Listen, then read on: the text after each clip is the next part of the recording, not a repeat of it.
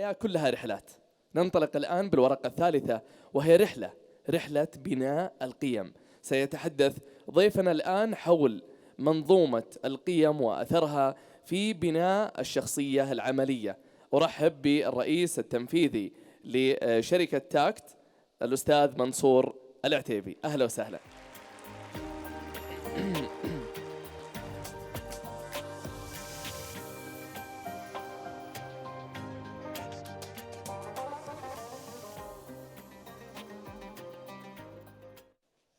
السلام عليكم، حياكم الله جميعا. قبل ندخل إلى رحلة بناء القيم، اليوم لو ننظر إلى شكل المجتمعات نجدها عبارة عن مجتمعات صغيرة. هذه المجتمعات الصغيرة هي اللي تكون المجتمع الكبير، أو حتى تكون الدولة، أو حتى تكون الأمة بشكل أكبر. فالشيء المؤثر والتأثير الفعلي في النهضة بالأمم وبالدول هو كيف نبني هذه المجتمعات الصغيرة اللي من خلالها هي تبنى بناء على بناء الإنسان نفسه.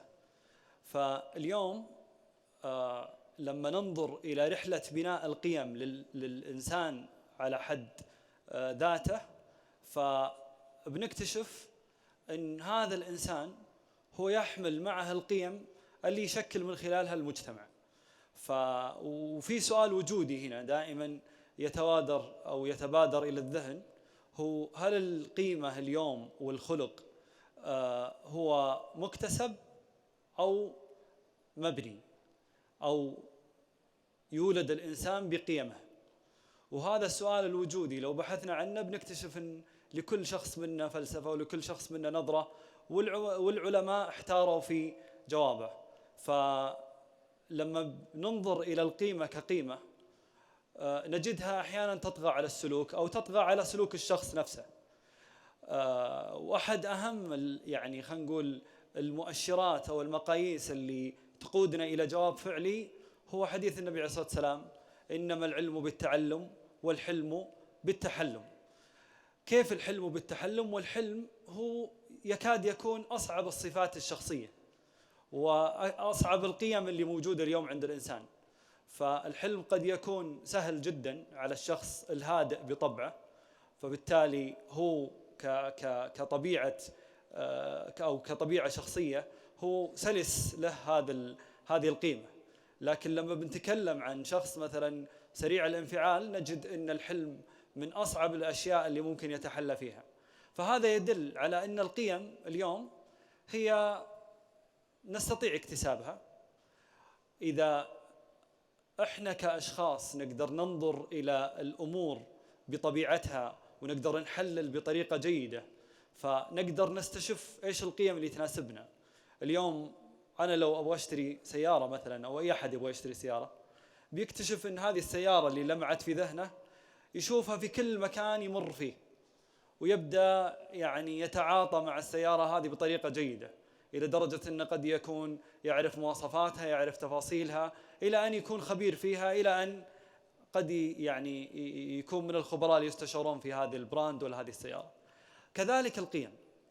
اليوم أنا كشخص لما أحلل أني عندي احتياج معين في قيمة معينة أحتاج أني أكتسبها، لازم أغذي نفسي فيها.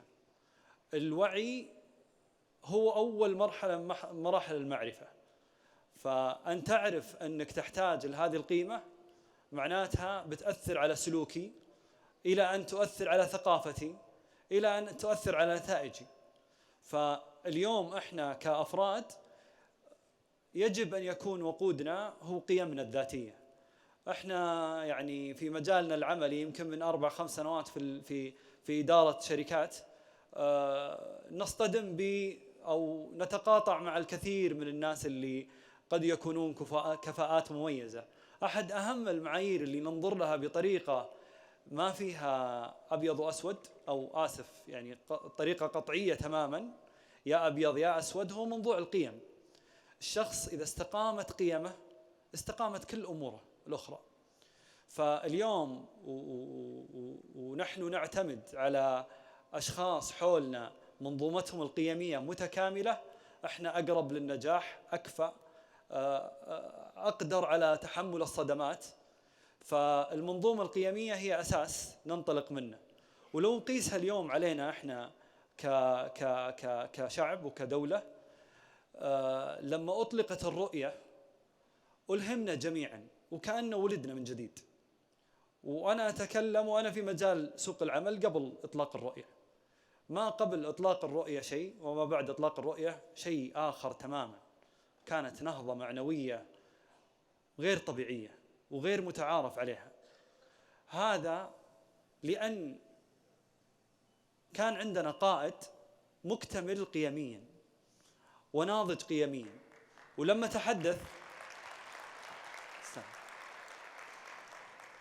تحدث كان ملهم جدا. ليش؟ في قيمة صدق واضحة جدا، في شجاعة، في قيمة مسؤولية عالية جدا، في وفاء لهذا البلد، وفاء لشعب هذا البلد، وفاء، امتداد واضح جدا وشيء يشبهنا. فصرنا كلنا نشعر بأن تفجرت طاقات. ولا زلنا يعني إن لم ندخل التاريخ بهذه النهضة الغير مسبوقة واللي حققت نجاحات غير طبيعية، إن لم نكن دخلنا التاريخ فراح ندخله قريبا إن شاء الله. فهذا الوقود الحقيقي اللي يكون محرك ذاتي ويكون من دوافعنا نفسنا، ما نحتاج أي إملاء لأن نعرف إلى وين الوجهة. فهذا دائما أدوم لاستمرارنا في المضي قدما بنجاحات واضحة جدا بإذن الله، ونقدر نصل إلى الهدف المرجو بإذن الله. لو بشبه منظومة القيم اليوم لكل إنسان فهي كأنها المحرك اللي قاعد يوجهه في الطريق. فأنت اليوم لو عندك وجهة معينة رايح لها من A إلى B، طول هذا الطريق أنت تحتاج إلى من يرشدك. إذا تعطلت تحتاج إلى صوت داخلي يقول لك لازم تكمل. إذا انحرفت عن المسار لأي سبب كان، سواء ظرف خارجي أو ظرف داخلي، تحتاج إلى صوت يقول لك ترى المسار يمين ولا ترى المسار يسار. هي منظومتنا القيمية الذاتية. وكيف إن كل شخص يعلم جيدا أنك لازم تكون صادق مع نفسك، صادق مع أنك تنمي هذه المنظومة بطريقة جيدة عشان تستطيع أن تصل طول أو طوال فترات توقفك اللي أنت توقف فيها. بعيدا عن فكرة بناء منظومة القيم، أو خلينا نقول القيم اليوم كدافع نفسي، دائما أجد أن في محركات أساسية من وحي ثقافتنا، وأحيانا تصطدم بأفكار أو تلاقي أفكار قد تكون دخيلة علينا. اليوم إحنا في مجتمع منفتح ثقافيا، نتلقى آلاف الرسائل بشكل مستمر، ولو ما كنا بانين منظومة القيم بطريقة جيدة جدا فقد نتوه في منتصف الطريق. والسبب كثرة الموجهات وكثرة الرسائل اللي موجودة، واللي بعضها يتوافق مع طبيعتنا وثقافتنا، وبعضها الآخر قد يكون بعيد كل البعد عن حتى طريقة تفكيرنا أو اللي يناسبنا اليوم. في أحد الأقوال المأثورة: الحكمة ضالة المؤمن، فإن وجدها كان أحق بها. هذا مبدأ عظيم جدا في كيف أنك دائما تبحث عن الحكمة في الأشياء. اليوم قيمتك المجتمعية هي مبنية على تقاطعاتك مع كل الناس اللي حولك، الأثر اللي أنت خلقته بناء على منظومتك القيمية اللي أنت اخترتها أو أنت غذيت نفسك فيها. فكيف أستطيع أني أحمي نفسي من كل فكرة قد لا تكون مناسبة، قد تكون براقة ولكنها غير مناسبة. وفي أمثلة كثير، يعني ما ودي أتطرق لبعض الأفكار قد يكون لها تعصب، لكن مثلا من أكثر الأفكار اللي تواردت مؤخرا هي فكرة الاستحقاق أو وهم الاستحقاق. ممتاز إن الشخص يعرف قيمته الذاتية، لكن هذه تنافي مبدأ قيمي عظيم جدا، ألا وهو الإيثار. ويؤثرون على أنفسهم ولو كان بهم خصاصة. البدو يقولون، نسيت المثل، لكن مبدي نفسه في النار. ايش معنى مبدي نفسه في النار؟ الشخص اللي يبتدئ الخير لنفسه قبل الآخرين في النار. طبعا هي ما هي فتوى، لكن مقولة بدوية. فهذه القيمة العالية جدا اللي هي الإيثار تتقاطع مع أو تتعارض مع فكرة الاستحقاق. كيف إني شخص دائما أنظر لنفسي، هل أنا أخذت حقيتي ولا لا؟ بينما الإيثار يقول لك لا تأخذ حقيتك. ويؤثرون على أنفسهم ولو كان بهم خصاصة. الخصاصة هي أمس الحاجة، فما بالك إنك وأنت في أمس الحاجة ربنا يقول يؤثرون على أنفسهم، يقدم غيره على نفسه حتى لو كان هو اللي يحتاج هذا الشيء. فاليوم احنا يعني من مجتمع له امتداد ثقافي عظيم جدا، وامتداد اجتماعي أعظم، وامتداد بكل ما تعنيه الامتدادات اللي تخلق مجتمع عظيم. فإحنا يجب أن نحمي أنفسنا من أي أفكار قد لا تكون تناسب مجتمعنا القادم. أي نعم، الحكمة ضالة المؤمن، وإحنا يجب أن نكون منفتحين على الآخر ونتقبل كل ما يفيدنا وكل ما نقدر نبدأ من خلاله إلى مراحل أعلى. لكن اليوم لازم نكون متقدين الذكاء في كيف ننتقي ما يناسبنا، كيف نقدر نستلهم الأشياء. دائما يشبه تلقي العلوم بالأرض، فيقال إن الأرض 3 أنواع: أرض جدباء مهما جاها من مطر مهما جاها من علم لن تثمر، وأرض تحبس الماء حفظة يحفظون العلوم لكنهم لا يستنبطونها، وأرض تثمر حتى لو تشم ريحة مطر تثمر، بمجرد أنها تحس إن فيه مطر أو خلينا نقول يجيها القليل من المطر تثمر.